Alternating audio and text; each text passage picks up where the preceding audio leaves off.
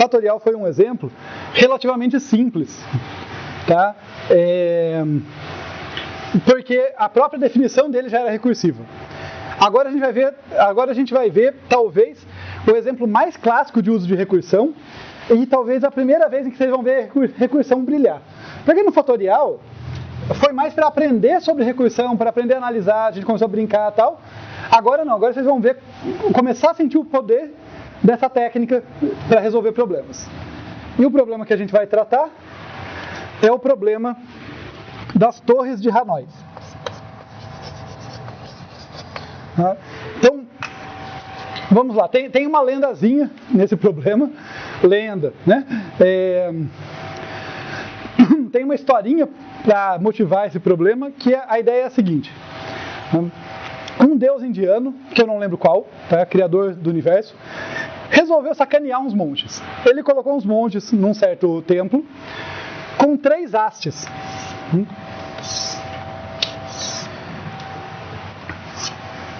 Que a gente vai nomear de A, B e C, só para ficar mais fácil de chamar elas. Então, as hastes A, B e C. E na haste A, tinha um monte de disco. No caso, tinham 64 discos. Eu não vou desenhar 64, tá, gente? Desencane. Mas, tá bom, eu desenhei aqui meus 5 discos, mas pensa que tinha 64 discos de diferentes tamanhos conectados lá. E esse deus... Perdão? Tamanhos, mas fazendo esse formato piramidal. Assim, vai diminuindo. E esse deus deu uma função para esses monges, que era mover todos os discos da torre A para a torre C. Só que, como ele queria sacanear, ele colocou 2 condições. Uma condição é que só pode mover um disco por vez. Outra condição é que um disco maior nunca pode ficar sobre um disco menor. Então vamos primeiro apreciar esse problema, tá? É um puzzlezinho matemático, mas é um probleminha legal aí. Se não tivesse essas regras, note que se eu pudesse mover vários discos, eu chegava lá, pegava todos eles, movia para cá e colocava no C. Não tem muita graça o problema. Se eu pudesse colocar um disco maior em cima de um menor, eu ia jogando todos eles na torre auxiliar B aqui, né, e inverter, porque o menor ia ficar embaixo, o segundo menor ia logo depois e tal. E depois eu jogava tudo para cá, desinvertia e acabava também. Também seria simples. Mas com as 2 regras juntas, só pode mover um disco por vez e um disco maior nunca pode ficar em cima de um menor, esse problema não é trivial, não é óbvio como resolvê-lo, tá? Não é óbvio saber qual disco que eu movo, por exemplo. Por onde que eu começo? Qual disco que eu mexo primeiro ali? Então, você só tem uma opção. Mas para onde, né? Eu só posso mover esse aqui, bem observado, no início. Mas eu não sei se eu coloco no B ou no C. E isso faz diferença. Se eu mover errado, eu não vou conseguir jogar todos os discos lá para o C. Pode perguntar. Perdão? Pode voltar o disco do C pro B? Ah, não, pode voltar. Pode voltar. Circular também? Perdão? Circular. Pode. Eu posso mover entre quaisquer torres, mas o negócio é que no final eu quero que todos estejam no C. Quando eu falei que se mover errado, se você mover para o lugar errado, tipo o primeiro disco lá, se você mover ele para o lugar equivocado, você já não vai fazer o menor número de movimentos, porque você tem que ficar desfazendo algumas coisas depois.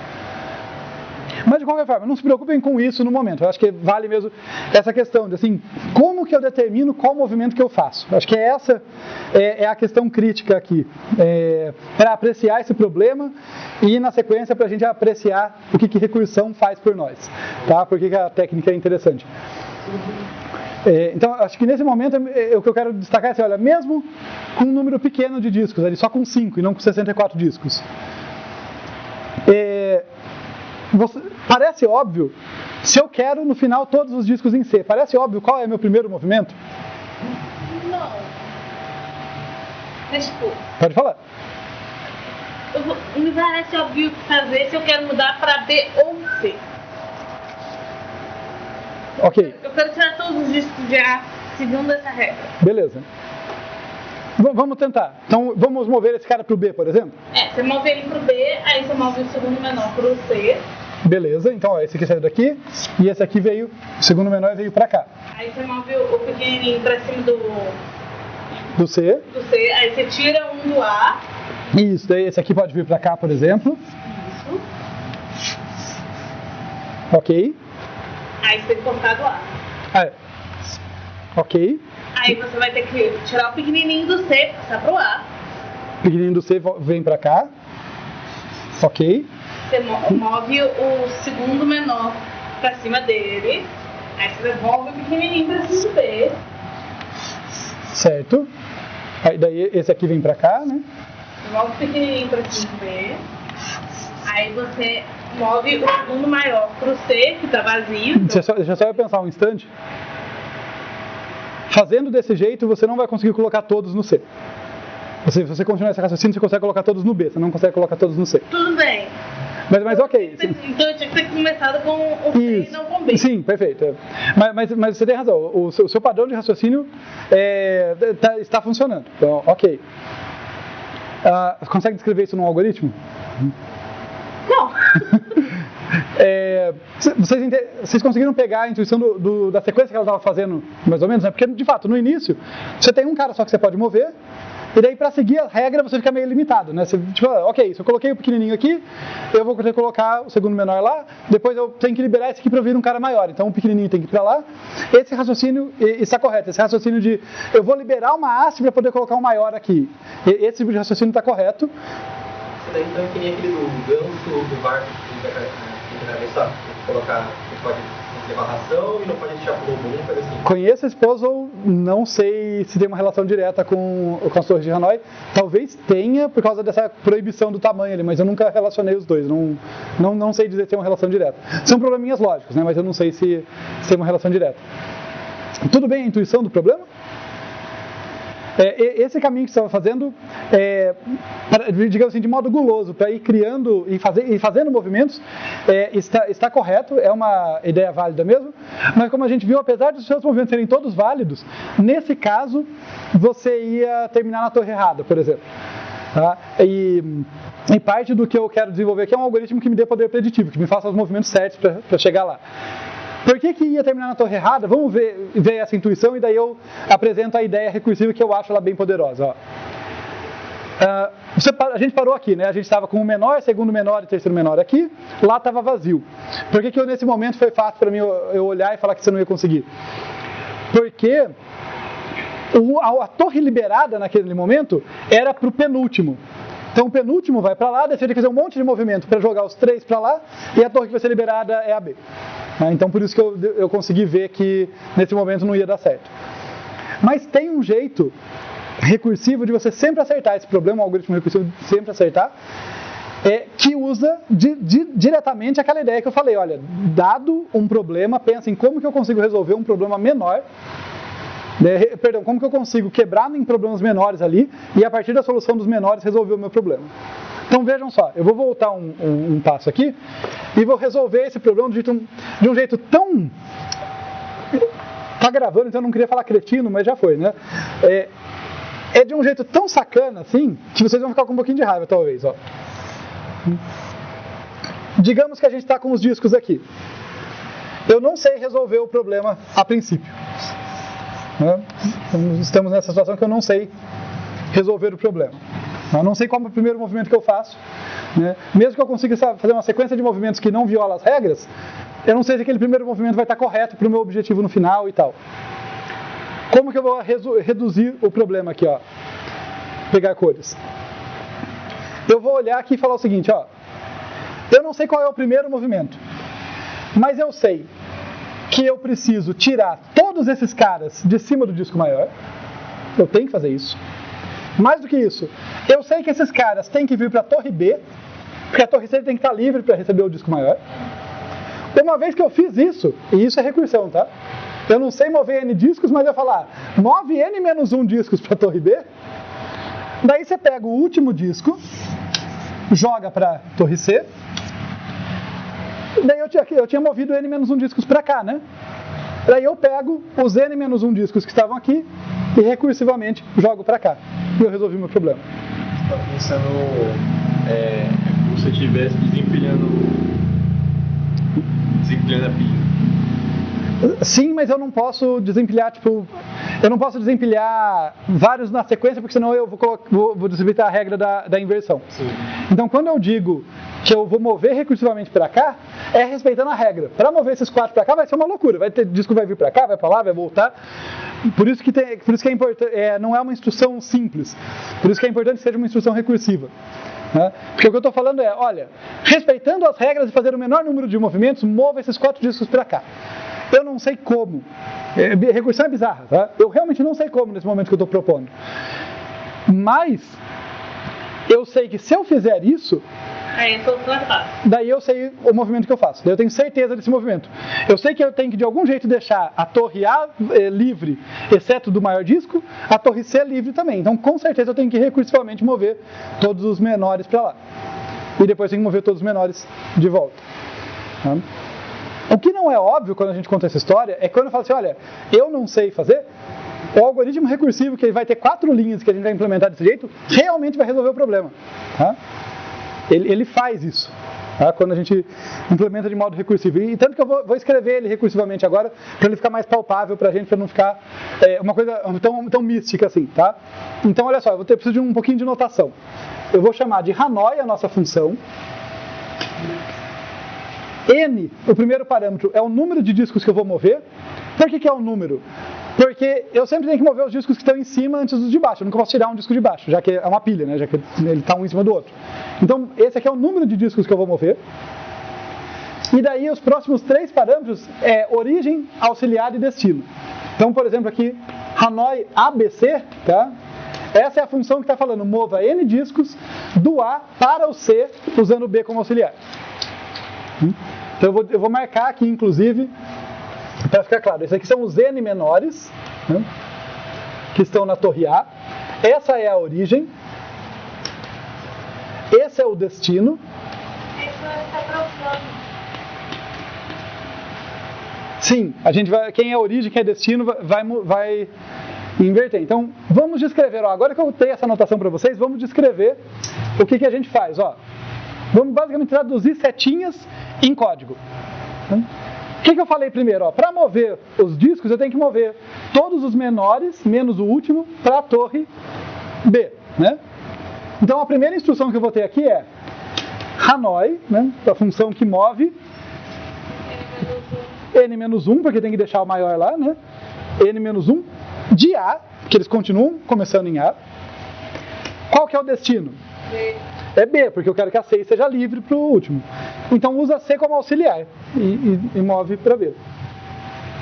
Quando eu fiz isso, né, quando recursivamente isso aqui foi feito, a gente está com todos os discos, todos os N-1 discos aqui, e o último está lá em A. Daí eu mando uma instrução, porque os monges precisam de manual, né, eles não querem errar. Então mova disco N, né, que é o enésimo ali, de A para C. Então move o disco de diâmetro N ali, de A para C. E depois o que falta? Falta colocar todo mundo que estava em B em cima de C. Eu venho aqui Hanoi, N-1 discos que estão em B e vão para C, usa A como auxiliar. Isso aqui resolve o nosso problema. Exceto por um detalhe. O que está faltando aí? Essa função está errada por um detalhe. Função recursiva precisa de um negócio, senão ela não para. Em caso básico. Então aqui, se n igual a 0, devolva. Esse devolva é return null meu, tá? É só pare aí, porque 0 discos não tem que fazer nada. Vamos apreciar um momento que, assim, recursão dá nó na cabeça, né? Essa ideia de que, olha, eu não sei resolver um problema, mas confiando que o meu código vai resolver corretamente o problema menor, eu resolvo o problema maior, não é uma coisa que a gente assimila de uma hora para outra, tá? Se vocês estão, eu não sei, talvez vocês sejam de boa, mas se vocês estão com esse sentimento, é o sentimento de todo aluno de computação na primeira vez que vê recursão, tá? Que vê recursão para valer, assim, tá? Não é óbvio que isso funciona. Dá para provar matematicamente que isso funciona, isso tem motivo para funcionar, mas é muito contraintuitivo, dá muito nó na cabeça mesmo a primeira vez. Para tentar ajudar vocês a entender, assim, ó, não é mágica, tá? Porque isso aqui não é uma caixa preta, isso aqui é exatamente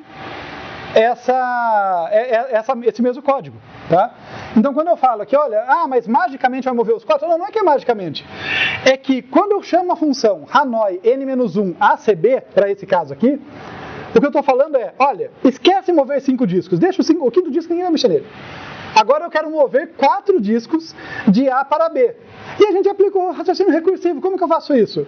Bem, eu tenho que pegar os 3 de cima e jogar para o C, daí o B vai estar liberado. Daí eu movo o quarto para o B, e depois eu pego os 3 que eu joguei para lá e volto. Entendeu? O mesmo raciocínio vai ser aplicado vezes após vezes, recursivamente. Tá? Se fosse imaginar esse disco fosse um número e o A e B ser um vetor, seria...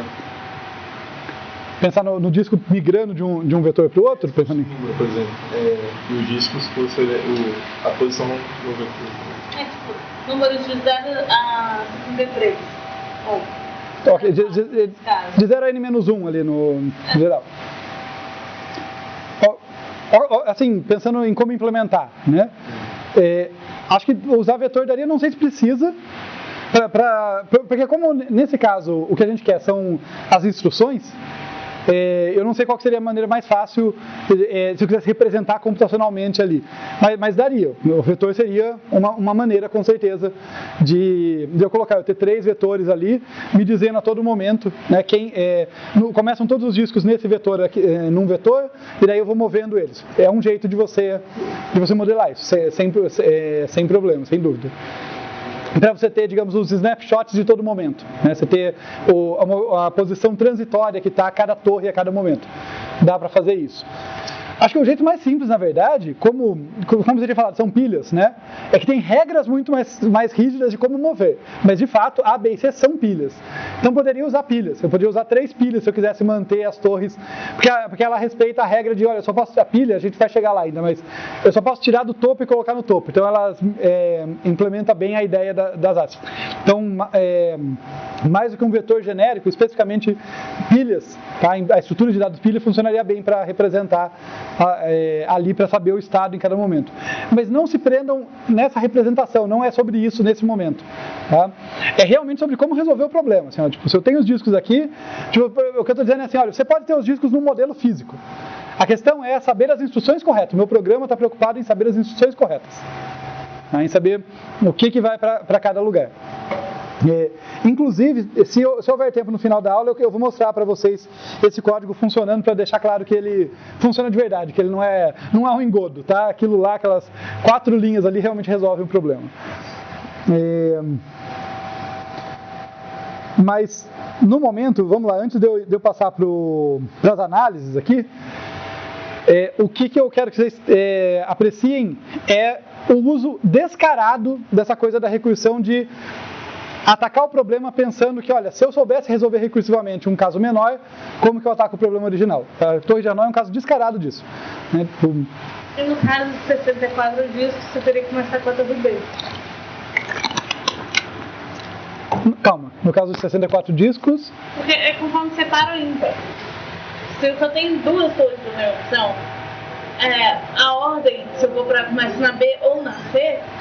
sim, a ordem do primeiro, Karina. Sim, vai depender. Tem que começar na C. Sim. Tem 5 discos, então... Sim, de fato. O para ou ímpar vai mudar onde que eu começo com esse primeiro aqui. Mas note que, independente de para ou ímpar, o raciocínio recursivo é o mesmo. Com 64 discos, eu ainda quero mover os 63 menores para cá, mas você tem razão, quando vai decaindo, né? Cada vez que eu vou puxando para a recursão, para n-1, n-1, n-1, vai mudando para que torre que eu quero jogar os caras. Então, de acordo com o para ou ímpar, o menor disco vai para um ou para outro. Tem esse padrãozinho mesmo. Mas, como eu disse, deixa eu mostrar para vocês um pouco da análise agora. Eu vou mostrar depois o código, mas como tem que ligar o projetor, tem que apagar a luz para vocês enxergarem o código, deixa eu fazer a análise primeiro, depois eu quero mostrar isso aqui funcionando, que eu acho que quando eu mostro o código funcionando, fica menos místico, tá? Acho que vai ajudar. Mas, por hora, vejam comigo aqui, para ter uma ideia do volume de trabalho que isso aqui significa, tá? Do número de movimentos que isso aqui faz. Notem que, localmente, cada chamada faz um único movimento. Olha que interessante. Tá? Cada chamada dessa função desencadeia 2 chamadas recursivas. Uma antes e outra depois do movimento. mas só faz um movimento. Tá? O que eu quero fazer agora é contar junto com vocês o número de movimentos que a gente vai fazer. Tá? Que vai ser muito próximo do número de chamadas da função. Né? Vai ter a ver também com o tempo de execução disso aqui. As duas coisas vão andar juntas.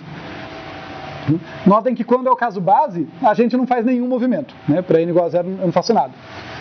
Então, vamos contar aqui o número de movimentos. Antes de fazer usar uma função de recorrência, eu vou mostrar uma árvorezinha para ajudar isso, para a gente ter a intuição. Então, olha só. Aqui está o H de N. O que é H de N? É o esforço computacional, é o número de movimentos para mover N discos. Por que eu estou colocando só N? Porque embora varie origem, destino, auxiliar e destino, o trabalho não muda conforme eu mudo o ABC. Né? O resultado do trabalho muda, mas o número de passos não vai mudar. Então, para simplificar, H de N é o trabalho para mover N discos. Beleza?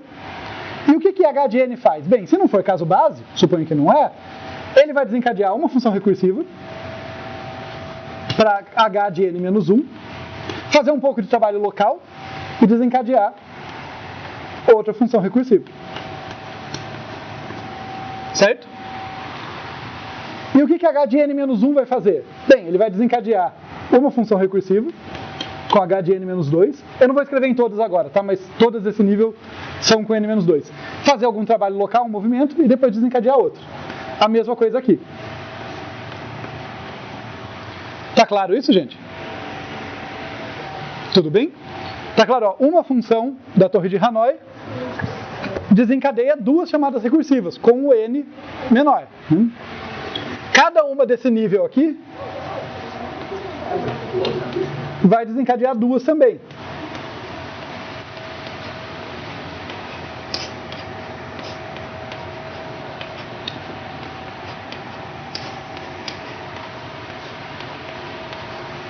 Certo? Aqui pensando no H, todas essas aqui com N menos 3. Cada chamada desencadeia duas. Que tipo de crescimento é esse? Quando uma coisa vira duas, duas viram 4? Exponencial. Exponencial de base 2, especificamente. Então aqui já tem uma dica pra gente de que o número de chamadas dessa função e também o número de movimentos, já que eu tenho um movimento para cada chamada, não vai ser pequeno. O número de movimentos é uma cara de que cresce exponencialmente. Porque 1 vira 2, que vira 4, que vira 8 e assim por diante. Vamos calcular isso direito. Agora, vou chamar uma função de recorrência aqui, nossa T de N, né? T para representar o tempo, e quanto ela vai calcular para a gente aqui o número de movimentos, tá? Para a gente saber o número de movimentos que os monges vão ter que fazer. T de N, então, se não for caso base, quantos movimentos faz? 1. Então, T de N vai ser 1 mais quantas chamadas recursivas? 2, certo? Então, o tempo para resolver Hanoi com N discos, o número de movimentos, em vez de falar tempo, né, o número de movimentos é 1 mais 2 vezes o número de movimentos para resolver Hanoi com N menos 1 discos. Certo? Voltem na lógica aqui só para não ficar tão confuso. Ó. Eu tenho que mover N menos 1 discos para lá, daí eu movo um disco, depois eu movo os N menos 1 discos de novo, recursivamente. Então, como que eu descrevo isso numa função matemática?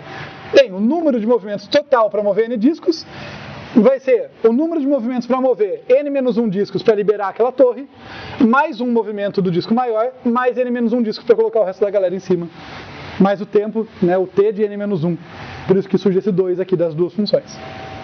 Tá? A gente sabe que uma é antes, outra é depois, mas aqui matematicamente só estou calculando o total. Né? É 1 mais 2 vezes T de N menos 1. Tudo bem? Então, essa é a nossa T de N. Vamos começar a técnica de substituição, sabe? Aquela que a gente viu de um modo bem básico, né, para fatorial. Aqui ela vai dar uma função um pouquinho mais interessante. Né? Então, vou começar aqui expandindo. T de N menos 1 vai ser 1 mais 2 vezes T de N menos 2. Né? N menos 1 virou N menos 2. T de N menos 2. 1 mais 2 vezes T de N menos 3. E assim por diante. Né? Aquela ideia que eu falei. Se eu fosse fazer isso pela primeira vez, eu expandiria mais alguns passos para enxergar o padrão. Mas eu estou, de propósito, mantendo curto ali para dar tempo. Vocês estão com aquela cara de que o cérebro de vocês foi fritado. Vocês estão bem, gente? Ó, vamos tentar lembrar os passos, para a gente não ficar maluco aqui. Lembra, quando foi fatorial era uma função mais simples, mas a regra é a mesma. A gente descreveu a função aqui, tá? A gente descreveu quanto trabalho que a gente faz, né? Quantos passos, quantos movimentos de disco a gente faz. Um movimento mais 2 vezes os movimentos para mover os discos menores ali, né? Uma vez para tirar de cima, outra vez para voltar para cima do disco maior. Daí eu comecei expandindo só para conseguir resolver matematicamente, tá? Uma vez que eu modelei ali, eu estou preocupado só em resolver aquela função, ver que bicho que ela vai dar, né? Agora eu vou começar a parte de substituição. Então eu vou chegar aqui, dá um giz maior. Vou chegar aqui e vou colocar, olha, T de N é 2 vezes T de N menos 1 mais um movimento. Vamos substituir T de N menos 1. Quanto que é T de N menos 1, gente? T de N menos 1 é 1 mais 2 T de N menos 2, certo? Então vamos colocar aqui dentro do parênteses 1 mais 2 T de N menos 2. Mais um. Eu vou até pegar uma cor diferente, ó, e destacar. Esse é o parênteses que substituiu aqui, tá vendo? Eu troquei T de N menos 1 pelo que a gente tinha expandido lá. Vamos simplificar agora. 2 vezes 1 dá 2, mais 1 lá, vai sobrar um mais 3 aqui, né? 2 mais 1, 3. 2 vezes 2 dá 4, então dá 4 T de N menos 2. Certo? Então, num primeiro passo temos isso, no segundo passo temos isso. A gente quer enxergar o padrão de crescimento. Vamos lá, T de N igual, vou substituir o T de N menos 2. Vamos lá, substituindo agora o T de N menos 2. Eu vou ter aqui 4, abre parênteses. Quanto que é T de N menos 2? 1 mais, falem para mim. 1 mais 2 vezes T de N menos 3, né?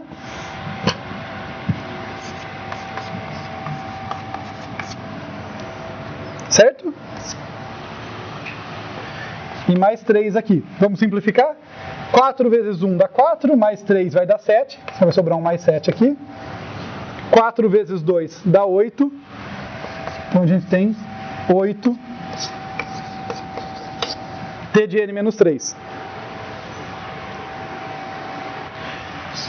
Com certeza, se eu estivesse vendo isso pela primeira vez, eu expandiria mais alguns passos, eu substituiria mais alguns passos. Mas eu já consigo ver o padrão aqui porque eu já sei o que vai dar. Então eu vou ver o padrão junto com vocês aqui, vou ajudar vocês a enxergar, mas expandir mais alguns passos certamente ajudaria. Notem, agora é aquela parte que a gente quer generalizar, né? Eu quero enxergar o padrão para generalizar.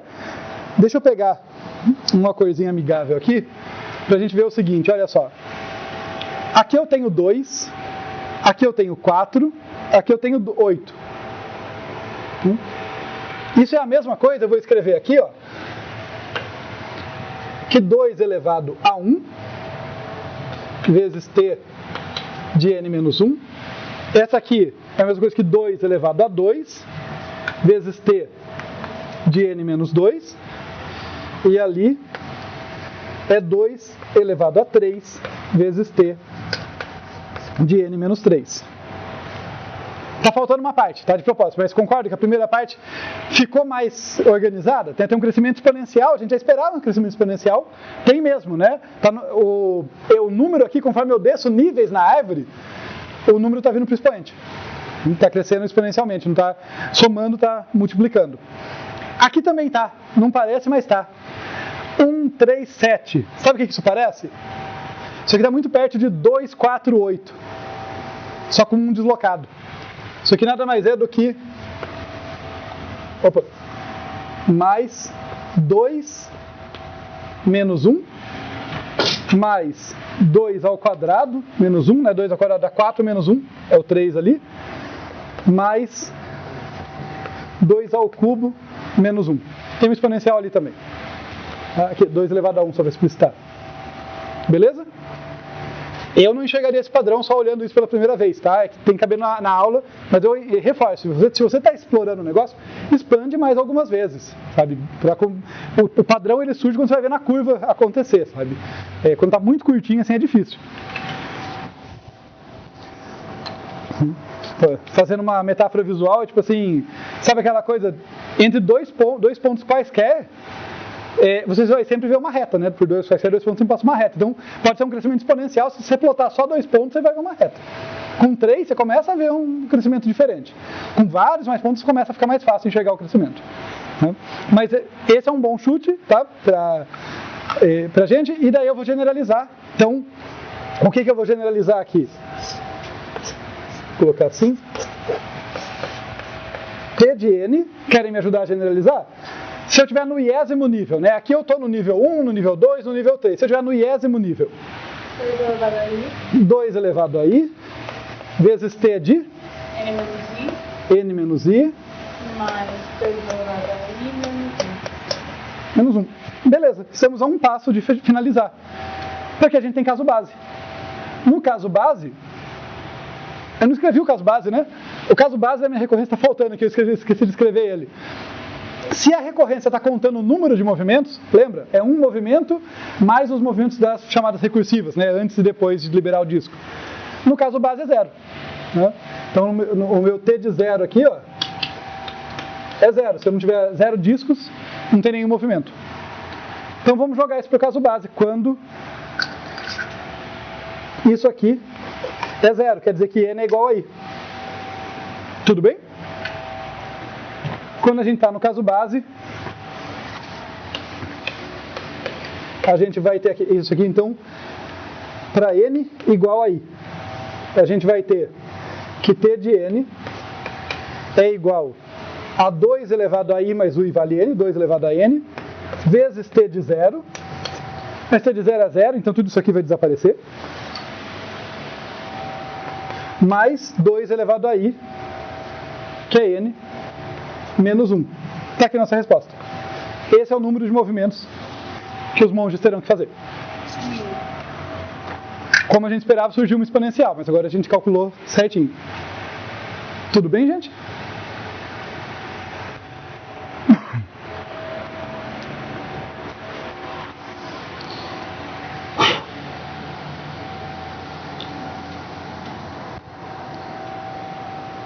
Ó, a boa notícia é que a gente está quase acabando. Então, acho que o sofrimento maior passou agora.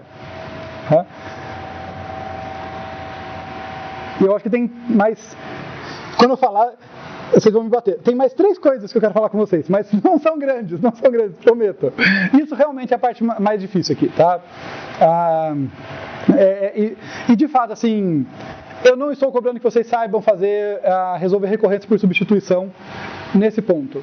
É que o jeito que eu gosto de ensinar isso para vocês, algoritmos no geral, eu não acho que a gente aprende a coisa na primeira vez que a gente vê. Né? Então eu não quero não tocar nesse assunto até vocês estarem lá em projeto de análise de algoritmos e daí eu esperar que do nada vocês dominem o assunto. Eu acho que é mais importante vocês irem sendo expostos. Né? Para não ficar essa coisa tipo, olha, é exponencial. Por quê? Porque eu enxergo, eu falei que acredita em mim. É mais pra gente ser exposto. Eu não vou cobrar isso de vocês diretamente assim e tal. O foco das provas não deve ser esse, tá? Para não apavorarem.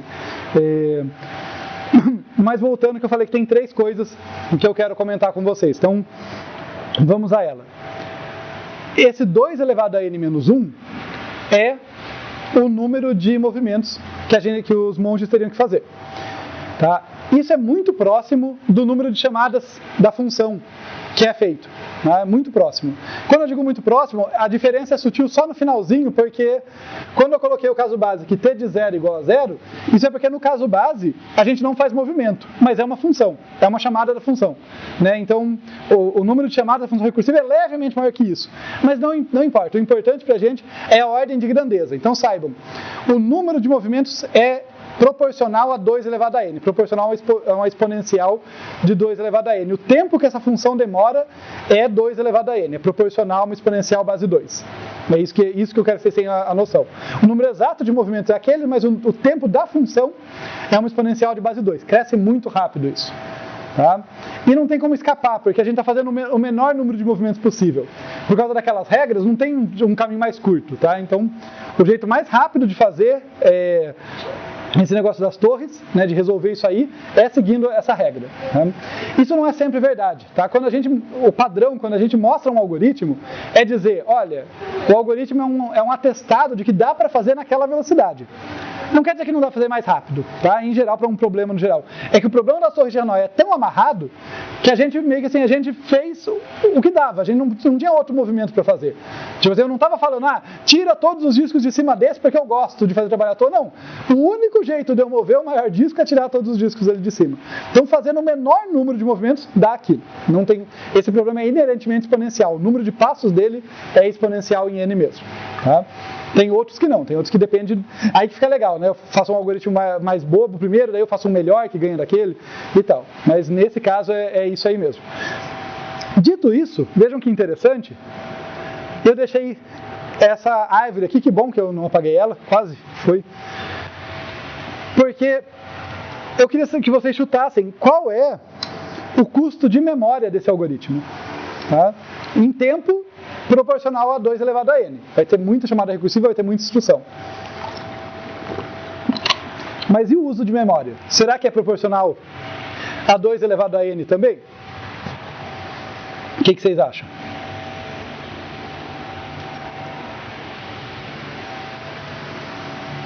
A cada vez que ele puxa essa função, você tem que salvar duas coisas. Você tem que empilhar algumas informações ali, certo? Você tem que empilhar duas coisas. Então é exponencial vezes 2. Não é exponencial. Não é óbvio, por isso que eu estou chamando a atenção para vocês disso. Venham aqui comigo que eu vou, no desenho, acho que eu consigo mostrar para vocês. Olha só, imagina que eu vou começar a resolver isso aqui. Ó. Então eu vou pintar o que está salvo na memória. Tá? Então essa função, que é a primeira, está salva na memória. Não tem jeito. Daí eu desencadeio essa aqui. Note que essa não foi desencadeada ainda, está resolvendo aquela. Certo? E essa vai para a memória também, empilhou. Daí eu desencadeio essa aqui. Isso vai falhar. Imagina que esse era o caso base, só para simplificar. Quando eu resolvo isso e volto, isso aqui foi liberado. Embora eu tenha um número exponencial de chamadas recursivas, elas não ocupam memória simultaneamente. A pilha de execução ela vai ser preenchida pela profundidade disso aqui, não pelo total da árvore. Então, isso aqui vai estar ao mesmo tempo que isso, ao mesmo tempo que isso é verdade, vai estar ao mesmo tempo.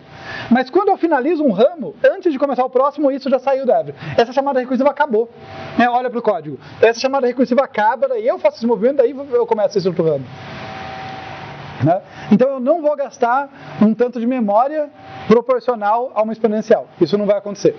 No máximo, ao mesmo tempo, vai ser da ordem de n. Porque o mais fundo que eu desço aqui, eu começo em n e chego em 0. Então, o mais fundo que eu vou ter empilhado ao mesmo tempo é da ordem de n. Depois eu volto. Antes de começar esse ramo inteiro aqui foi desalocado. Daí essa função fica esperando e começa a expandir esse ramo. E daí expande lá e tal. Daí ele finaliza, resolveu essa aqui, finaliza essa também, devolve, daí vai começar a expandir esse ramo. Quando eu começar a expandir o ramo da direita aqui, o ramo da esquerda inteiro já foi desalocado. Tá?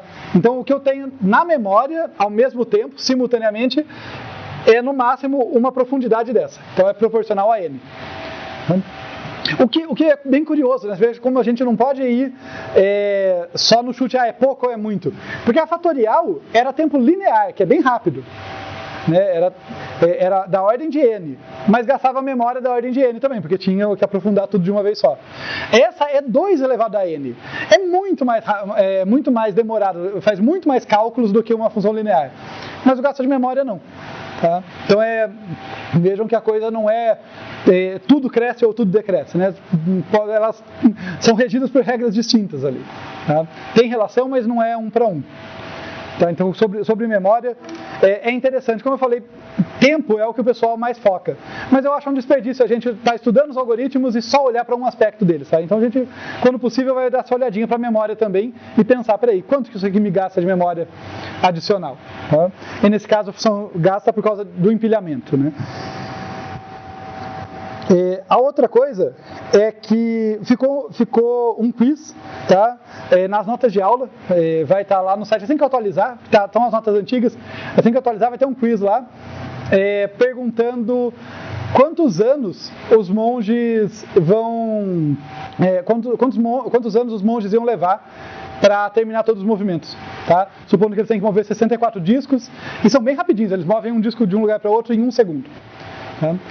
Basicamente calcular aquilo lá, né, e ganhar a ordem de grandeza. O que significa 2 elevado a n-1 quando n é 64? É mais para vocês terem essa intuição. Deem uma olhada nesse quiz lá depois.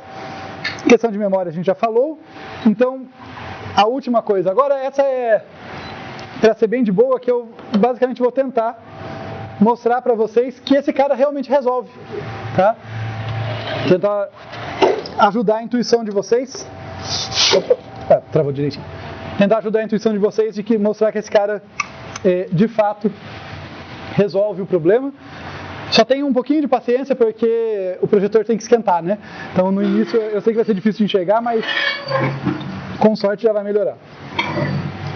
Ó, enquanto ele vai aquecendo aqui, vejam que o que a gente tem aqui, vou até aumentar ainda mais.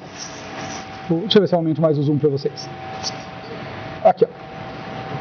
Vejam que a minha implementação é realmente, tá, a menos de uns detalhezinhos técnicos de C, é o que a gente falou. Tá? Hanoi aqui, olha, N, origem, auxiliar, destino. Em vez de ABC, eu chamei de origem, auxiliar, destino. E tá aqui, ó, como que eu movo N discos da origem para o destino? Você move N-1 discos da origem para o auxiliar, né, daí você move o disco maior da origem, aqui como eu aumentei o zoom ficou sumido, para o destino. E depois você move N-1 discos do auxiliar para o destino. Então, realmente o código é curtinho assim mesmo. E aqui eu tenho chamando ele para vários valores, tá? Para ele imprimir. Vamos ver aqui então, para compilar a nossa Hanoi ali e executar. Vamos ver aqui. Será que eu consigo deixar isso maior? Acho que sim, né? Aí. Ó. Começar de pouquinho, para a gente ver o padrão de crescimento exponencial. Quando n é igual a 1, trivial, né? Move o disco de A para C. Tá bom? A vai ser sempre a origem inicial, C é o destino inicial nos meus testes, tá? Então move um disco de A para C. Com 2, ficou assim, ó. Eu movo um disco de A para B, estou liberando o disco maior, né? Com 2 discos eu tenho que tirar o pequeno de cima, daí eu movo o segundo disco de A para C, e daí eu pego o cara que estava em B e põe em C. Tá? Notem que eu basicamente, o que eu fiz foi um movimento desse tipo antes e um movimento desse tipo depois de mover o disco grande. Esse padrão de crescimento. Para n igual a 3, olha como cresce rápido, né? Por que cresce rápido? Porque para n igual a 3, ó, aqui no meio, eu estou movendo o disco 3 de A para C. Mas o que eu tenho que fazer? Eu tenho que mover 2 discos de cima do A para o B antes. E eu já sei que para mover 2 discos, quantos movimentos me custa? Me custam 3 movimentos, a gente acabou de ver esse caso. Então notem que esses 3 primeiros movimentos são exatamente o n igual a 2, só que está trocando, ele vai de A para B ao invés de A para C. Então tem uma troca aqui nos origem e destino, mas é isso. Notem, o padrão de crescimento exponencial está aí. Não cresce exponencial à toa, né? Cresce exponencial porque para mover, né, se eu sabia mover n igual a 3, vamos fazer essa continha, né? Sem olhar, hein? Ó. Se eu sabia mover 3 discos com 7 linhas, com 7 movimentos, para mover 4 discos eu tenho que fazer o quê? Mover 3 discos gastando 7 movimentos de A para B, daí mover um disco, o quarto disco de A para C, e depois mover os 3 discos gastando 7 movimentos de novo, de B para C. Ou seja, eu vou gastar 7 movimentos mais 1, mais 7. Então minhas apostas aqui são no 15. Vamos ver n igual a 4, quanto que vai dar aqui, ó. Deixa eu até diminuir um pouquinho o zoom. Ó, n igual a 4. Esse é o movimento do meio, ó. move o disco 4 de A para C. Olha só, a gente tem exatamente os 7 movimentos anteriores aqui, deslocando os 3 discos. A gente já sabia que gastava 7 movimentos para mover 3 discos, né? E depois 7 movimentos para mover depois. Tá? Então veja que o crescimento exponencial, ele, de certa forma, é até intuitivo, né? Você percebe de onde que ele vem. Se eu gastei 15 movimentos aqui, eu vou ter que gastar 31 no próximo. Né? Que eu não vou contar agora, mas a gente pode olhar rapidinho, olha como fica grande rápido, né? Ó, o n igual a 5. Tá? Então, é daí que vem o crescimento exponencial. Espero que tenha ficado um pouco mais intuitivo para vocês. Dúvida, alguma coisa? O computador roda com 64?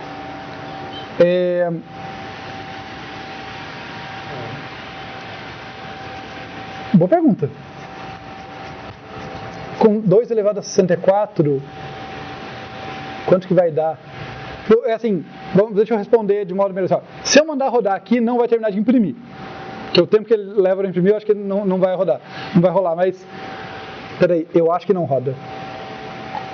Eu só acabei de fazer a conta de quantos anos e é ridículo.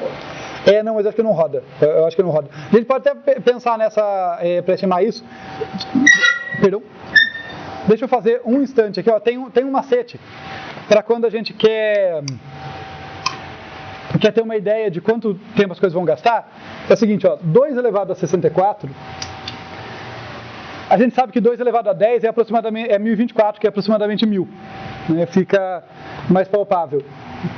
Então, a gente pode colocar aqui que 2 elevado a 64 vai ser 2 elevado a 4 vezes 2 elevado a 10 vezes 2 elevado a 10 vezes 2 elevado a 10 vezes 2 elevado a 10.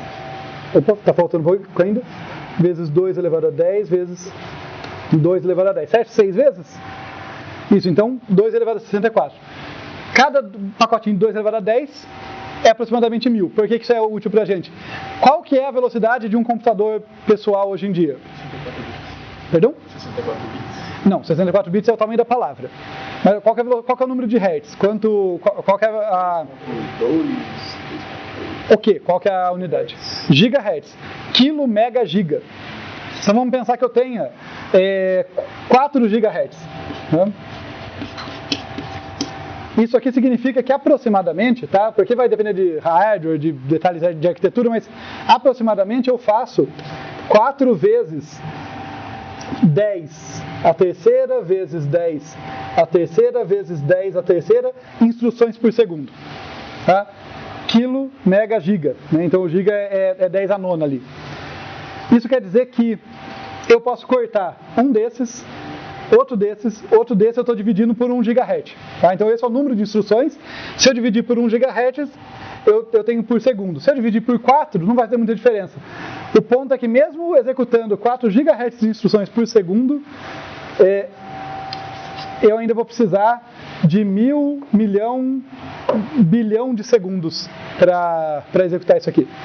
Tá? Então, não roda. O que é muito bom, porque na lenda, quando os monges acabassem com isso, acabava o mundo. Então estamos todos seguros. Essa é a moral da história. Tudo bem, pessoal? Mais alguma dúvida? Todos vivos? Ok, então por hoje era isso.